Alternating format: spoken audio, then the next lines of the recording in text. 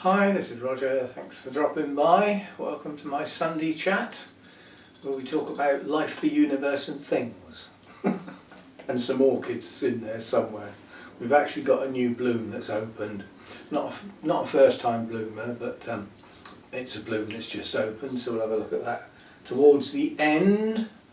I will start by saying we have a new member, a new YouTube member rather than on Patreon, Giovanna Melendez. Sounds a bit Spanishy to me, then I don't know that much. I hope I pronounced that right. Welcome, joined at the basic level, so good stuff. Yeah, good stuff. It's an additional member. The other thing is, I noticed these things creep past you. I'm always saying if you're not subscribed, it would be nice if you did so. Well, obviously the number of subscribers creeps up. Now I only get the net figure, so some people may unsubscribe, but from my point of view, all I can see is that the number goes up, which means there's more people subscribing than unsubscribing. That's all I can hope for. But it's clicked over the 17,000.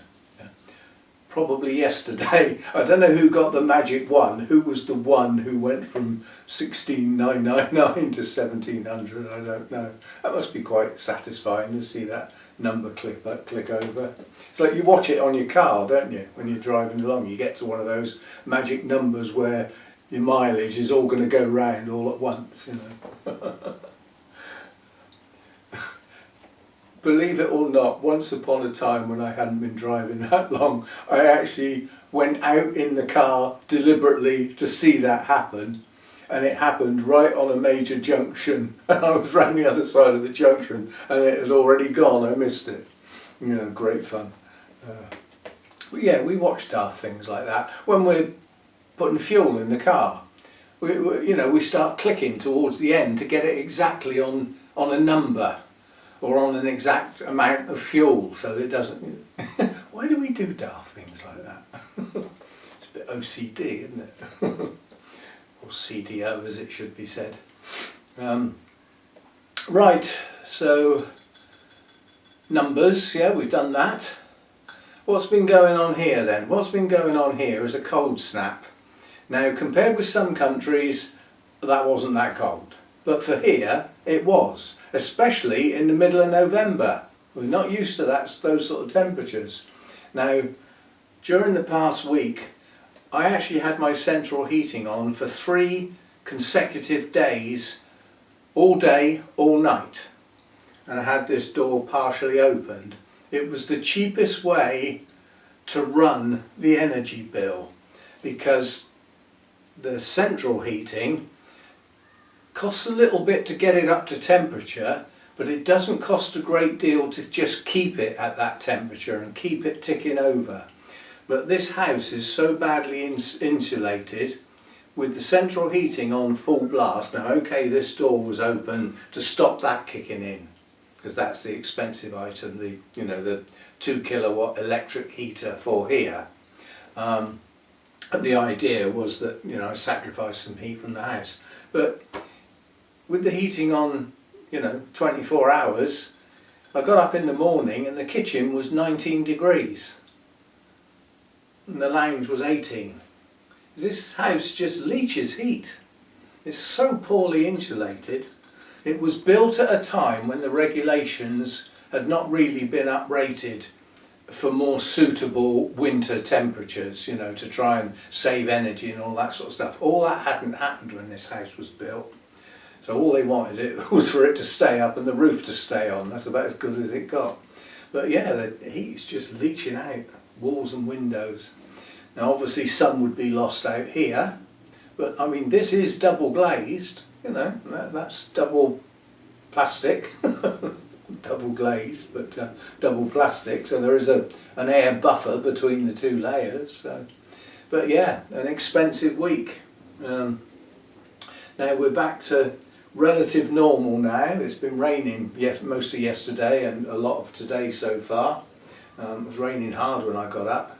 That puts Mojo's nose out of joint, because he trots out here to go out and he sticks his nose out the door and turns around, comes back in and looks at me as if to say, you must be joking. It was raining hard first thing. He did go out in it eventually, but yeah, he will go out in the rain, like at the last minute when he absolutely has to. So, but yeah, he's always sitting in the sun and having a snooze in the sun. Those days are long gone now, till well into next year before the sun comes back at ground level in the garden. It does come up over the fence and light up some of the undergrowth when the sun's out, obviously. But yeah, couple of hard frosts and daytime temperatures very low, you know, just 4 or 5 degrees at best. So yeah, a bit expensive. But I mean, you know, during this winter we could have 2 or 3 weeks of that sort of weather, you know. So we don't know what will come. But we certainly seem to be getting more extremes as the years progress. You know, more heat waves, more torrential rain, more storms, more tornadoes, hurricanes, typhoons. There seems to be more of everything. More droughts, you know, more floods, more landslides, just more of everything. And not only more of them, the frequency and the length of some of these things is getting, you know, is changing as well. But, you know, so be it. Some people don't believe in it, but you've only got to open your eyes and look, really, you know. Things are changing. As I say, the only debate really is whether it's all our fault or not, or whether it would have done that anyway. That there is an element of debate there. But yeah, I mean, things are on the change, definitely. We are in this country in the south of England where I live, in the south of the UK, winters have definitely got milder over the years. When I was still at school at the time, I think it was 62, 63, we had serious snow, you know, like for us. But not only that, we had sub-zero temperatures day and night for quite a long period. And if you go back to when I did my video of where I live and I had a tour round, at one point I said I was down on Christchurch Quay and we had a look at where the 2 rivers come together and go out into the harbour. That froze solid. We played ice hockey with sticks and a tin can on our bicycles on the river. That's how cold it was then. Our history teacher took us down there when the school finally opened. We had a history lesson down on the quay to see that, because he said you probably won't ever see this again in your lifetime, and it has never happened since, so he was right. You see old paintings and old black and white photos of the Thames being frozen, people ice skating on the Thames, and little stalls, you know, selling roasted chestnuts and all that sort of stuff, like a spectacle. And these things don't happen anymore, you know. So it's definitely milder winters, and as a consequence, the rare occasions when there used to be snow on the south coast down here are virtually non-existent now. Somebody left me a comment, it was either today or yesterday, saying that they'd had snow where they are. Where was it? Serbia. Now I don't know whether that's north, you know, on the lines that go around the earth. I don't know whether that's north of where I am or south, I don't really know. But it's in Europe anyway, that I do know. Yeah, so we've had a cold snap and now it's gone mild again. And the coming week it's due to be mild as well. So there shouldn't be any frost, we shouldn't get those cold nights. So I shall go back to my normal thing where, you know, I get up in the morning, I put the heating on, get the house warm, and then when it gets light, proper light, I open this door, you know, a little bit of heat out here to raise the daytime temperature. I mean, currently it's about, I suspect it's about 16, 17 out here at the moment. So it's not terribly warm, but then most of the orchids in here are okay with that. And the other thing, talking about when it gets light, some days it hardly gets light. You get those heavy overcast days now with all the rain and everything. The amount of light that's in here is almost negligible. It's so low. I mean, we're down to, I think it's about 8.5 hours official day length. But like I say, you can knock an hour off of that at least, where it's getting light or getting dark. And during that period, the light is useless for growing plants. So we're really down to 7.5 hours. And these tropical orchids, 11 to 13 hours with very little variation from that. Well, 7.5 usable light compared with 11, it's not good, is it? So things slow down. They slow down and in some cases stop. And that's just what I have to put up with. The alternative would be, artificial lighting, getting some grow lights. But the way I grow with vertical shelves, one shelf on top of the other, it would take an awful lot of lights to be able to light all the shelves. I mean, lighting the top shelves would be relatively easy. I've even got those lights stored away. So I did have lights once. But it would be difficult to try and light this usefully, get back up to sort of 12, 13 hours of useful light for all the plants. It would take huge amount, and the amount of wiring, and then you've got the energy costs as well, so that's not happening. Got enough with the flipping energy costs. I mean, this past week just keeping me and Mojo warm,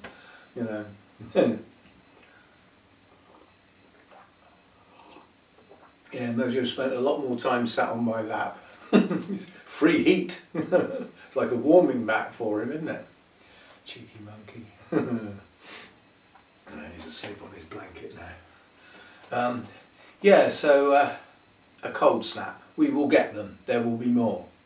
Relatively speaking, that was quite a short one. And the Orchid Society are not organising a trip they're organising a tour of the back room, the growing areas at Kew Gardens, to look at the orchid areas where they grow the orchids and look after them, prior to them going out on display and things like that. Now I've been on, it's a make your own way there, yeah? I've been on that tour twice, okay, it was a while ago, but I have seen all that.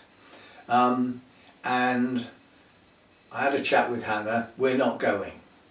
Basically, I'm not prepared, it's a weekday as well, I'm not prepared to drive into London on a weekday. The driving is horrendous, the traffic is horrendous, and when you get to Kew Gardens there's nowhere to park.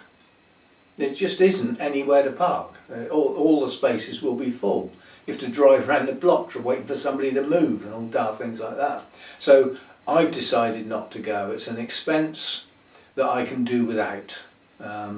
And it would be to see something I've seen before, so we're not going to do that one. I forget when that's going to be in April next year. I mean, all this stuff's next year, there isn't anything else going on this year. But I mean, prior to that in March will be the Orchid Show at Wisley Gardens, which we will go to. Because that's easy to get to, parking's free, okay, you'd have to pay to get in, but you get the bonus of having an orchid show and a look round the gardens as well, as long as it's not raining. And in March you've got a lot of the bulbs are out, and stuff like that, some of the blossoms out, and it's a nice place to visit whether there's an orchid show or not. So we will do that one. But Kew Gardens is a no-no, really. It's just too much hassle in a day for what will be, in the main, a sea of green. There won't be huge amounts in flower. Stuff that comes into flower goes out into the glass houses, which are open to the public, so you get there. Most of the stuff that's in flower is over there, not where you are doing the tour. So we're not going to do that. Trey's being a naughty boy, the guy who did our talk. but apparently he's renowned for this sort of thing. Gave him my email address so that he could send us an invoice, and I could and the bank details so that I could pay him for the talk and everything. Still haven't heard from him. It's over 2 weeks now. But apparently he's no good at dealing with emails. I mean, officially he's got ADHD, which you can see. I mean, I could see it, you know, when he was doing our talk, because he also brought a lot of plants in to sell, and he can't concentrate. You know, he'll flit from one thing to another, then he'll start a conversation, then he'll do this, and then he'll do that. He's on the go all the time. Busy guy, but in amongst that busy, he's not very good at dealing with emails apparently. He probably fires up the laptop and then gets distracted and does something entirely different. Or something like that. Anyway, I'm sure that'll turn up eventually. As far as the Orchid Society is concerned, the only thing left this year is our Christmas do, and there isn't a competition table or anything like that. It's a Christmas lunch, so it's, you know, a time to be sociable and get together and have some nice food and stuff like that. Some people bring in a few plants, you know, that have perhaps got an exceptional blooming or something, just so that there are some orchids to talk about. I'm not sure. I mean, I'd like to take one of my cymbidiums in, but, you know, with the scale we can't do that. Well, we could take them in on a separate table, I suppose, but I don't want the fuss, quite honestly. I just treat it as a nice time. I mean, I've already got to go and get Hannah, and then drive from Hannah to where the lunch is, and then from the lunch back to here afterwards. So I've actually got a relatively busy day without adding other stuff in there. So yes, so that's that. Now I'm going to add something in now while I think of it, or I will forget. I've had several people have asked me this. When I bought the geraniums and the deisers in, quite a few people said, could I explain what I do to keep my geraniums going through the winter so that I've got nice plants the following year. That's not orchids, but I will, it's only a quick thing anyway. I'll show you what I do.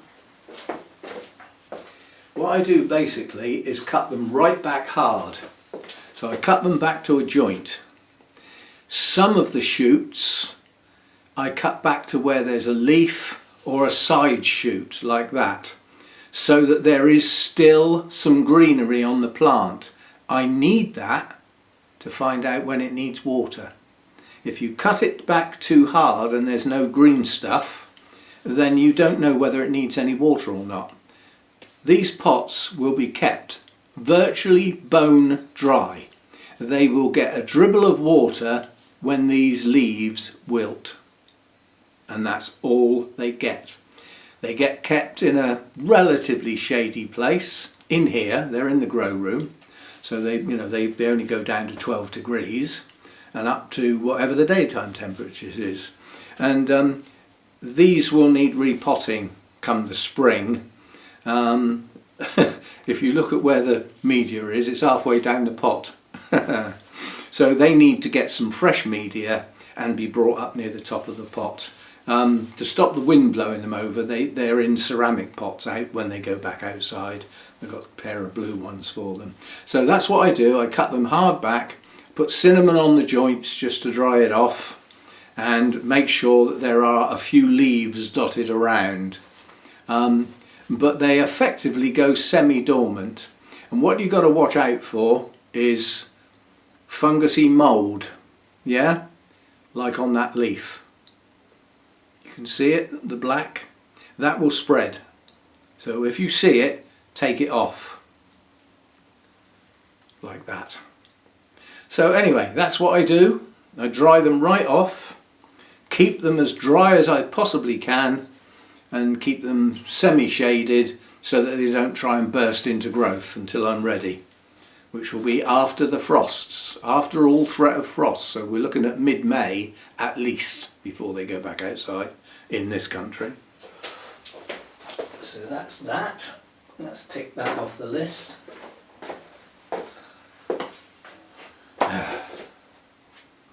Right, what else? We've done the subscribers, ticking over, that was nice. We've done the new member. We've had a chat about here. Although I've said there's no work to do out here this time of year, some things just pop up now and again, like we did the Coelogyne behind me into this basket thing. Something a bit different. We actually mounted a couple of Restrepias a while back. There will be an odd thing to do out here, but there isn't like a work programme like there will be when we get round to sort of March, April time, where we do a lot of the repotting that needs it.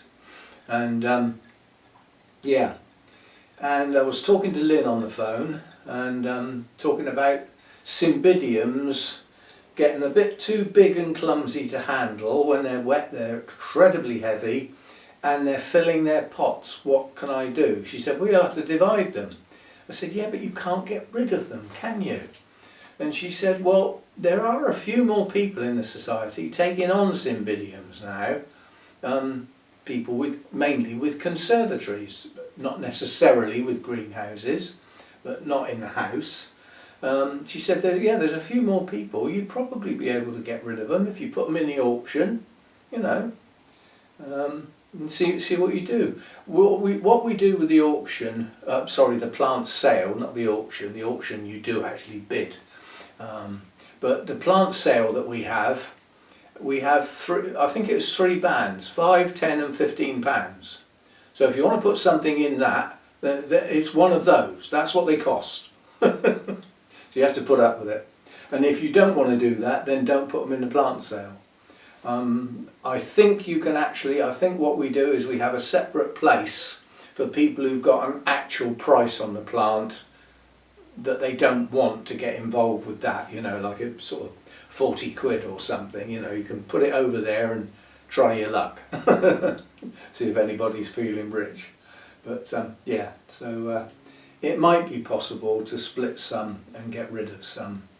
I mean, it's they are big and bulky to try and post, that's for sure. And having lost the EU market, you know, a lot of the plants that I used to get rid of, I would probably say that 9/10 of those plants went to the EU, not to UK addresses, which was fine then, and now it's not, so it can't be done. So hoping to get somebody to take them off my hands in this country would be, you know, virtually negligible. But especially as they're big bulky plants, so the box would be really big, the postage would cost a lot. Just not necessarily because of the weight, but because of the size. And unlike some plants, like those geraniums, you can't cut them right back and expect them to grow again. Orchids don't tend to work like that, not to a greater extent. Yes, what else is going on out here? Not a lot really. Right, I don't know how, it's probably quite a short one. It will make a change, won't it? Yes, it is, but so be it. I will show you the new bloom, or the bloom that's just opened. Very attractive. Oh, as I said, it's not a first time bloomer, but it has just opened. Very attractive Paph. Lovely patterning on the hood, and the wings, as I call them, have a slightly drooping habit. Some of them stick out, you know, right angles, and some of them are quite long as well. This one has a slightly, I mean, this might open up a bit more than that, quite honestly. I don't know. But yeah, nice bloom.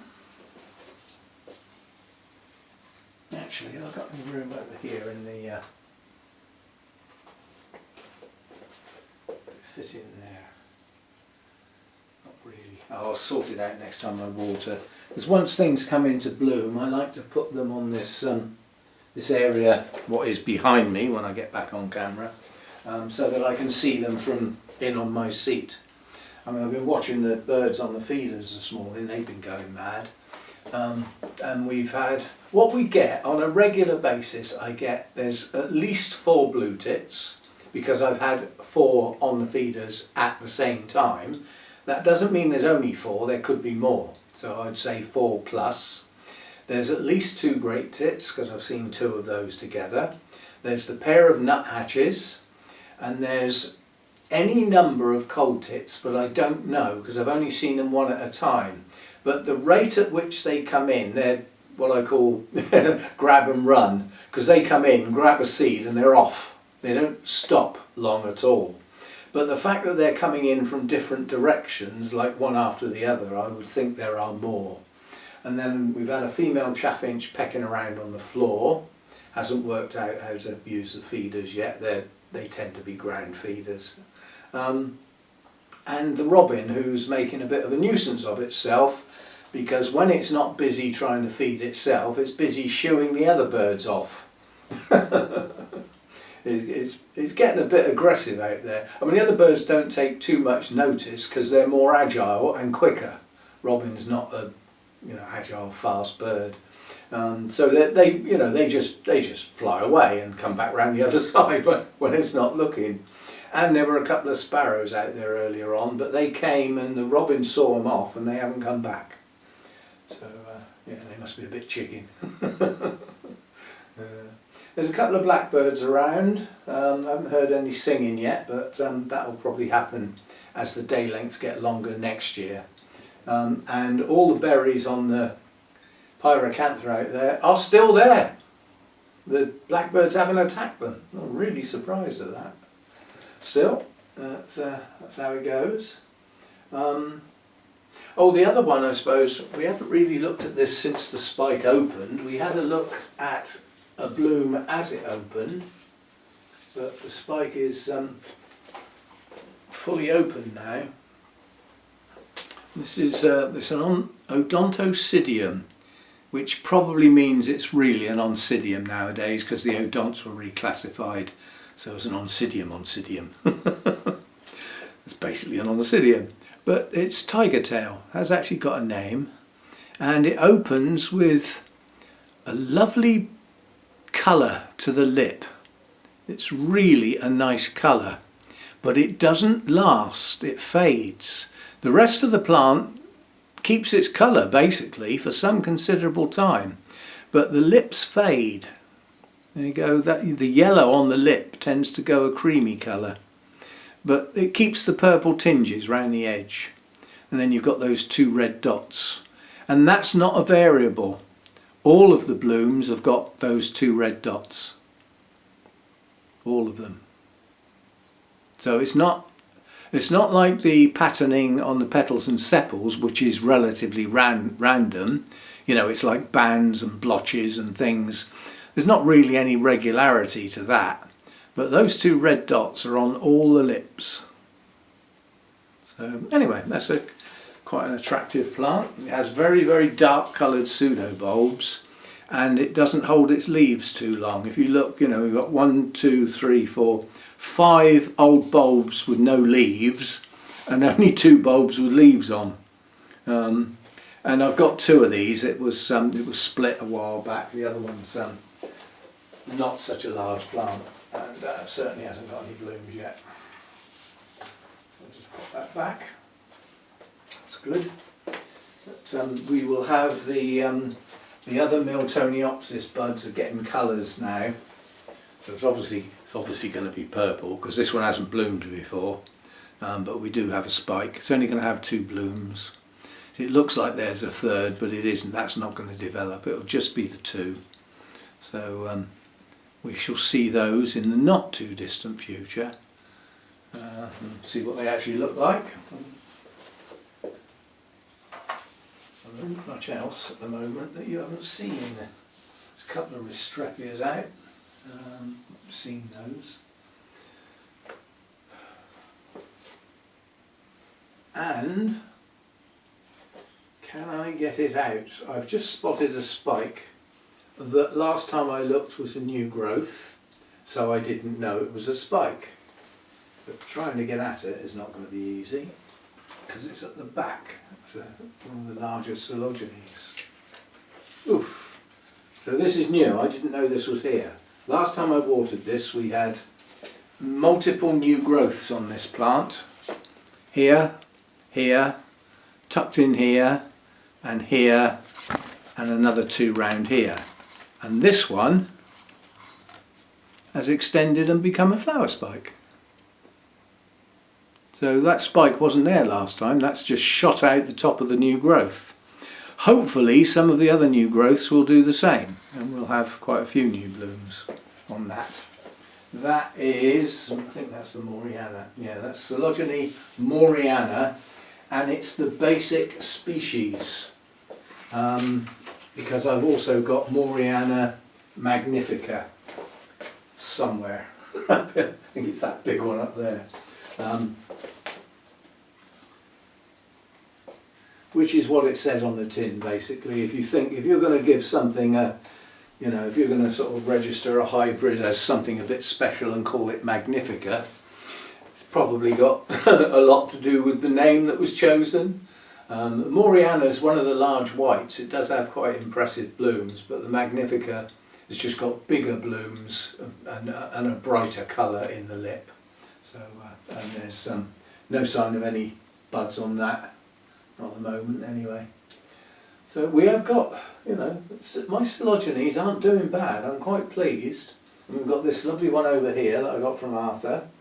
And these spikes were on the plant, you know, they're not mine. We've got this one up here that has the lovely salmony colour.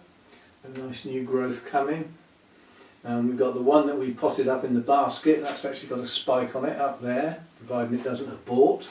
My cristata up the back has got two spikes. What else? There's something else. There's a Lawrenceana somewhere with a spike. I forget where the plant is. I think it might be that one. Can't see it from here. But yeah, my Coelogynes aren't doing too bad. That Moriana was a big plant, and when I repotted it, I took two pieces off. And both of those are coming on nicely. This is one piece. And these are growing nicely. I mean, it's got two lovely strong new growths there at the front. It'd be nice if they stuck a flower spike out, out of those, but it doesn't look like they're going to. Oh, in actual fact, this is magnifica. So this is the bigger, bolder version. But the two new growths there don't look like they're going to bloom this time round. But yeah, they don't seem to be doing bad.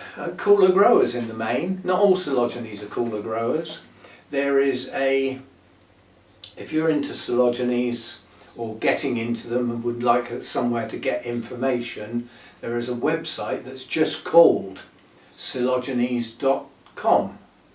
It's an Australian guy who's like a specialist, and virtually, well, I would say every species is in there.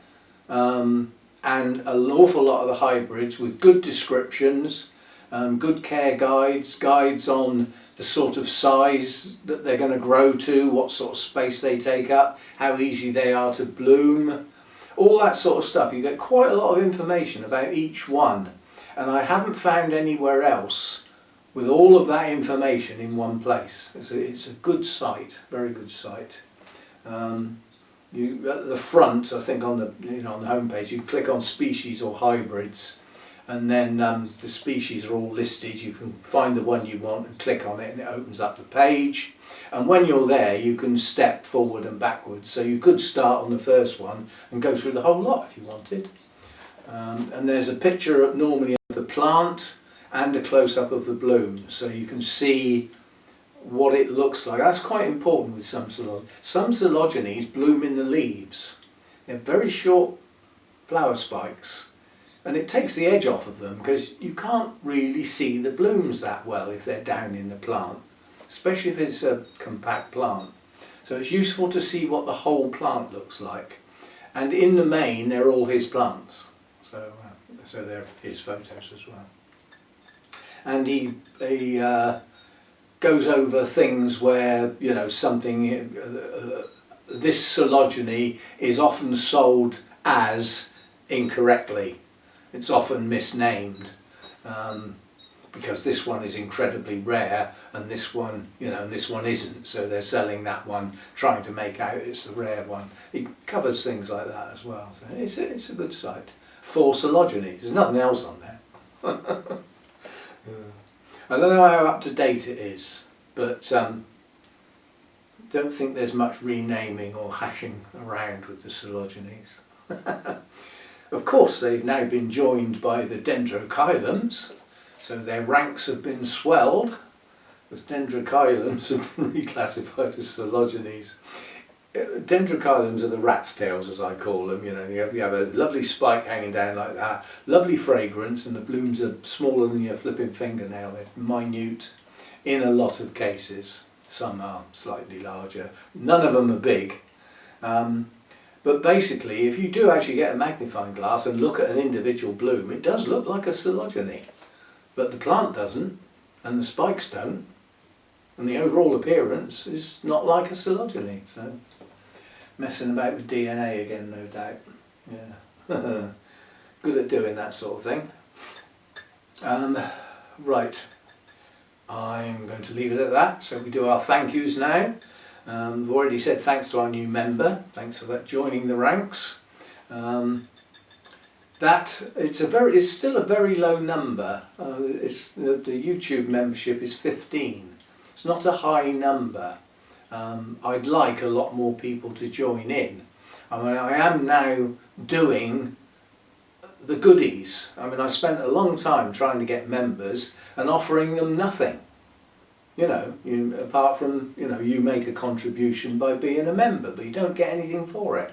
Well, now you get, you know, you get the videos. You get 2 members only videos a month. And for those who donate the slightly higher amount, the higher tiers, they get one just for themselves. Now, economically speaking, that's not very efficient from my point of view, because I'm doing the work for a video, and I think there's only 3 or 4 people can actually watch it that are in those higher tiers. So I'm doing a video for just a couple of people, but I agreed to do it. I will continue to do it as long as there are members in those tiers. Works okay. And then I do one a month for all of the members. And then on the Patreon site you get extras. If you join over there, you get this video every week, the Sunday chat, and basically the version on the Patreon site is ad-free. You don't have to put up with YouTube's ads, if you're in a position where you do have to put up with them. So that's good. So they get the members' videos and an ad-free version of the Sunday chat every week. So it's, quite honestly, you get better value for money by joining on the Patreon site than you do becoming a YouTube member. And I always advise that, because I see more of your donation because they don't take away as much, and you get extra goodies on that site that you don't get on YouTube. So yeah, works okay. And as I've said earlier, if you're not subscribed, it would be nice if you did so. And our new thing that we say on Sundays is don't forget your hypes. And again, you know, I'm sure I've got new people listening thinking, what the hell's a hype? Well, it's a YouTube thing, and basically it's for what YouTube class as smaller channels. So this is people up to 500,000 subscribers. That's what they think are small channels. I could only dream of getting anywhere near that. It's not going to happen. I'll be dead long before that. I would imagine my channel would continue after I'm brown bread, because all the videos are still up there, aren't they? I suppose so. I don't know. They're still there, aren't they? But yes, it's a new YouTube thing, and it's for smaller channels, and it's only available on the mobile app, and it's only available on the new version of the mobile app.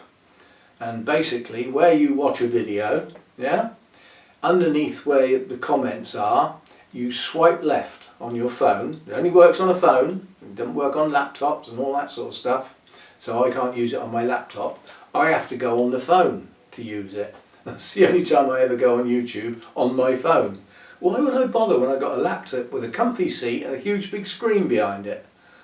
What would I use a silly little screen like that for? With a crappy little speaker, you know. Mine's got a sound system, you know. But the hype is there. You get 3 a week and they renew at midnight on Sunday, I'm told. I haven't tested it out. But I used my last one this morning. So in theory tomorrow I'll have another 3. So there we go. And basically what you do is you hype a video and it adds points to the total for that video. And those points go into a ranking system. And obviously the more points a video gets, the more likely YouTube is to promote it in the various feeds that come up on the different devices. So it should push a video higher up the list by hyping it. And obviously if loads and loads of people hype a video, it really is going to push it up the list. But it's ranked as well. It's quite clever because people with lots of subscribers don't get many points per hype, because they're already getting a fair bit of promotion. People without too many subscribers get more points per hype to try and balance it. So it's actually been reasonably well thought out.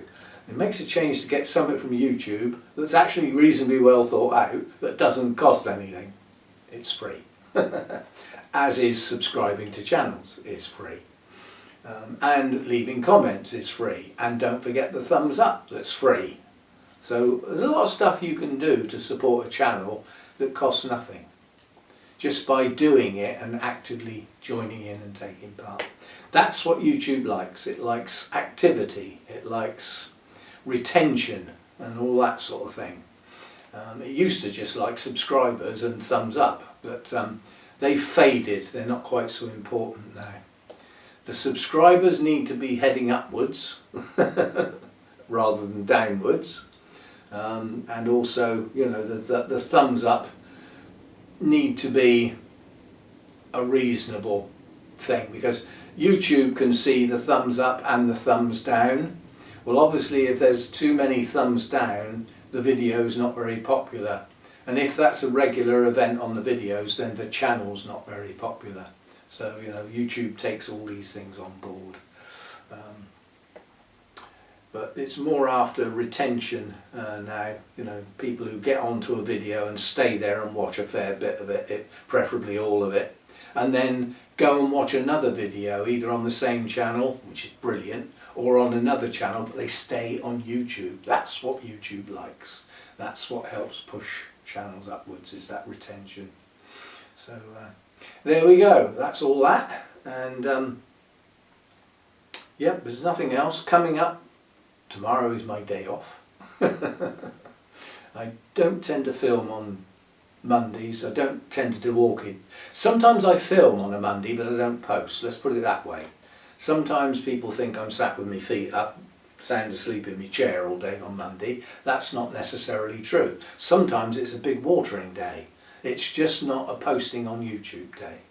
And this time of year, the garden and bonsai channel is virtually dead. You know, until we start getting the spring bulbs, there isn't much going on out there, so that channel doesn't get much attention at all. So yeah, so that's the state of play at the moment. And yeah, thanks for dropping by. Thanks for the support in whatever shape or form you do, and that includes watching some of the video, watching all of the video, and doing the thumbs up. The sort of minimum you can do. It's still appreciated, it still helps, it's good stuff. And I will see you next time on Tuesday for something as yet undetermined. In other words, I haven't made my mind up yet. I don't tend to think that far ahead anymore. I will have a members only video to do at the end of the month. That will be for all members on Patreon and on YouTube, but that's right at the end of the month. Well, that's not too far away, is it? So that's a known thing. And then obviously once we get into next month, we'll have the Everything in Bloom on the 8th, that sort of thing. There are some regular things. And there'll be a project orchid video coming up sometime in December. We'll go back to those, go over those again. But apart from that, I don't plan that far ahead, apart from the regulars. So anyway, thanks for dropping by. See you next time.